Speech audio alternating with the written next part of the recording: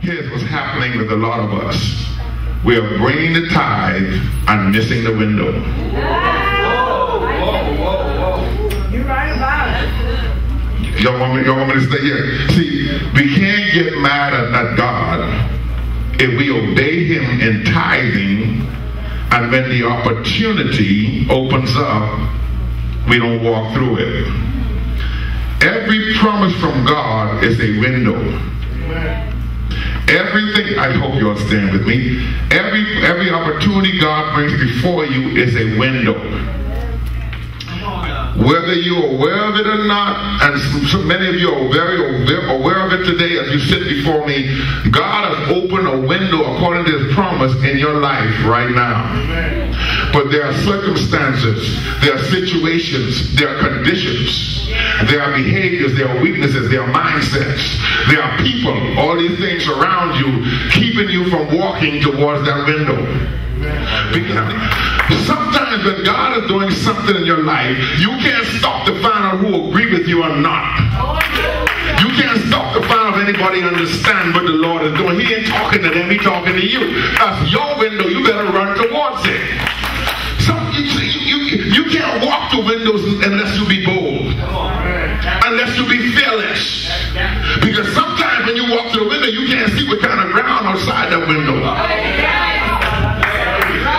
You don't know if you can drop down 200 feet when you step in it. You don't know if you're going to be going up on a mountain. But you have to have enough faith in God and belief and confidence in you that if God gives you the opportunity, everything that God has created is waiting for his family to manifest.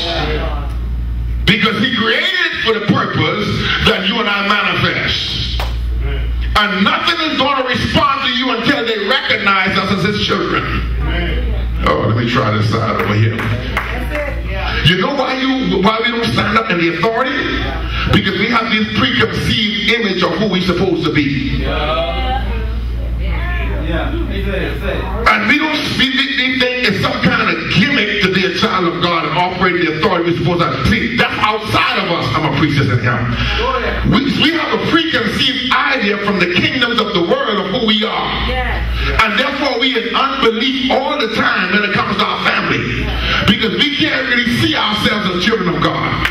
We shout about it, but we operate this unbelief because we have a preconception that we are weak. We run from dogs.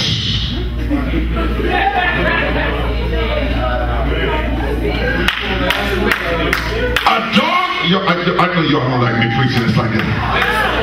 A dog seeing a son of God stand up boldly will turn around and walk away from you every God, don't hear me, y'all don't see what I'm saying.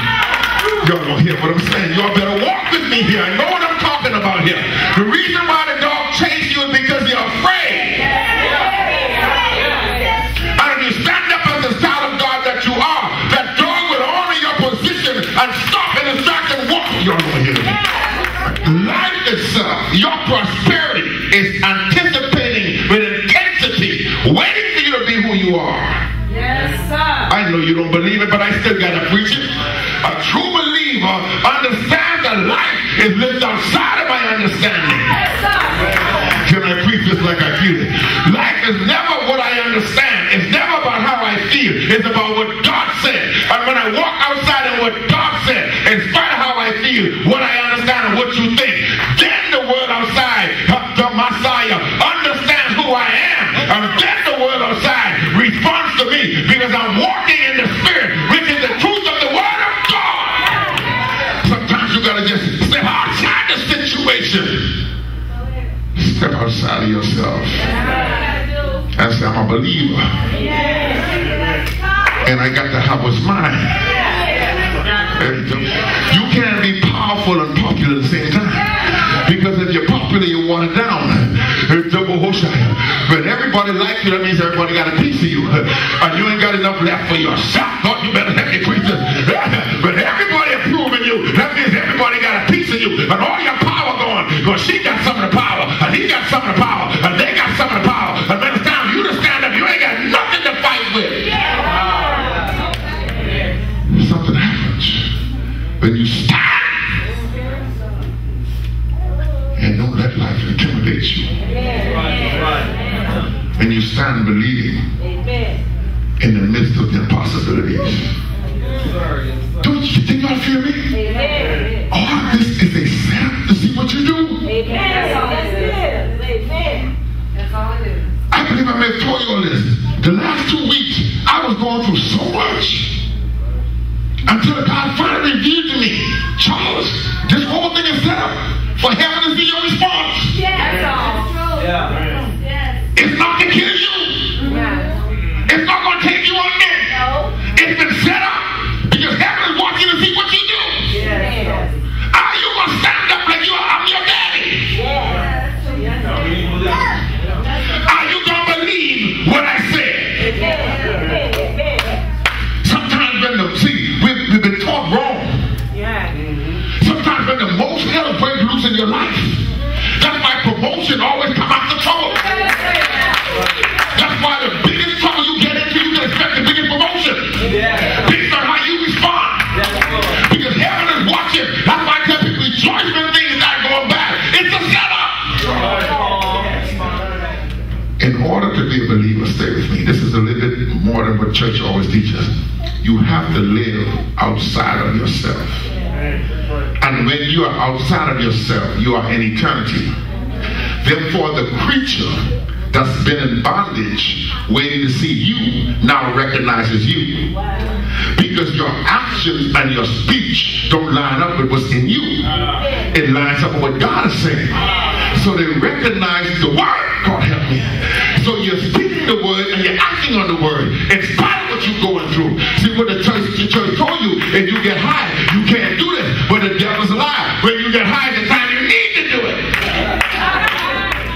It's interesting how you could pray for something and have it come to your door and don't believe it's there.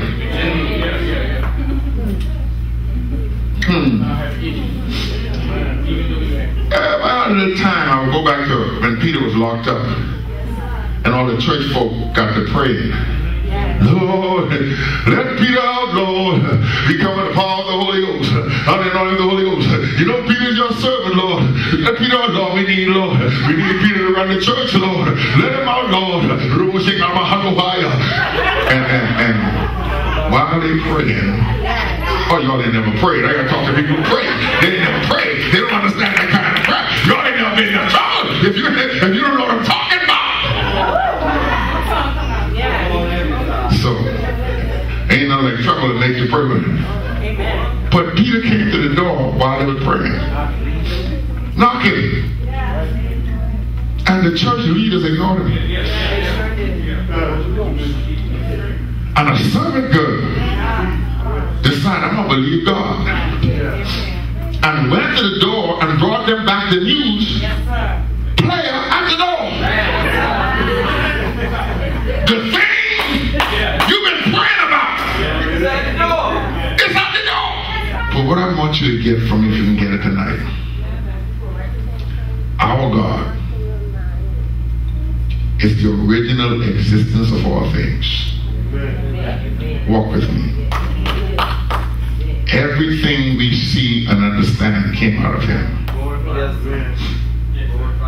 He purposed to glorify himself. What the Bible calls the good pleasure that he purposed in himself. Ephesians chapter 1 verse 9. What the Bible calls the eternal purpose that he purposed in Jesus. Ephesians chapter 3 verse 10 through 12. But God decided, walk with me now, as messed up as we are, God decided, Don, he's going to use you, James, to show all of this creation who he is. Now, if you were perfect, how are you going to do that?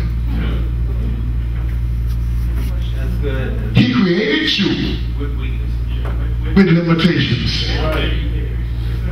He placed things in you to expose you to you and to the world and to heaven, so he can still glorify himself in you.